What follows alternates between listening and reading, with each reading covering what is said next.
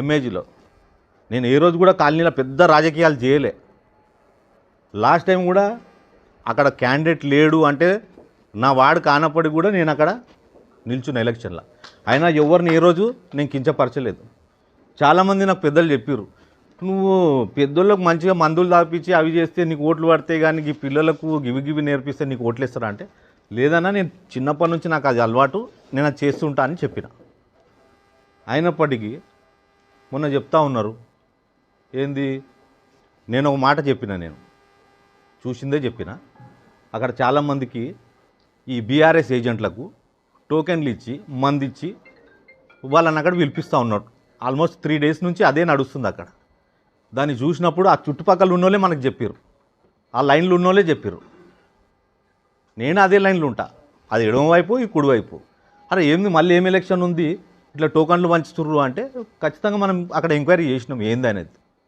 చూస్తే ఈ కార్యక్రమం ఖచ్చితంగా నేను ఇవన్నీ కార్యక్రమాలు చేస్తున్నప్పుడు ఈ సమాజం మీద నాకున్న బాధ్యతగా నేను ఖచ్చితంగా ఖండిస్తాను.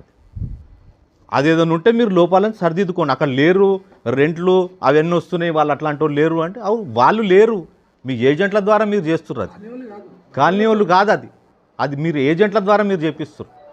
అక్కడ ఉన్నట్టు కాలనీలో ఉన్నటువంటి ఎంతోమంది నా మిత్రులు, నా క్లాస్మేట్స్ వాళ్ళందరూ ఉన్నారు. వాళ్ళు పొద్దున పోతే రాత్రికి వస్తారు. మేము వాళ్ళని ఎవరిని కూడా ఎప్పుడు కించపరచలే. అయినప్పటికీ మీరు రాజకీయ దురుద్దేశంతో నా మీద అభిప్రాయం ఏదో బురద చల్లుతురు, నేను లైట్ తీసుకుంటుంది. అదేవిధంగా మేము చేయాలంటే మీ మీద చాలా ఎలిగేషన్స్ చేయొచ్చు. అయినప్పటికి కూడా మేము పేర్లు కూడా తీయకుండానే ఆ రోజు నేను చెప్పిన, నేను మీ లోపాలు సరిదిద్దుకోవాలని చెప్పిన నేను. ఎందుకంటే మళ్ళీ మనం ముఖాలు చూసుకుంటుంటాం కదా ఈ సమాజంలో మనం ఉన్నందుకు, దానికోసం చెప్తాను. ఇక అన్నీ తెలిసిన పెద్దలు కొంతమంది చెప్తా ఉన్నారు. నేను చెప్పిన విషయం ఏంది, ఆ రోజు ఈ గుళ్ళు గోపురాల చుట్టూ ఆ 2-3 గుళ్ళు కట్టి వాటి చుట్టూ అందరినీ ఎంతో ప్రతిభ ఉన్నటువంటి కూడా నాయకులను వాళ్ళని బంధిస్తున్నారు మీరు.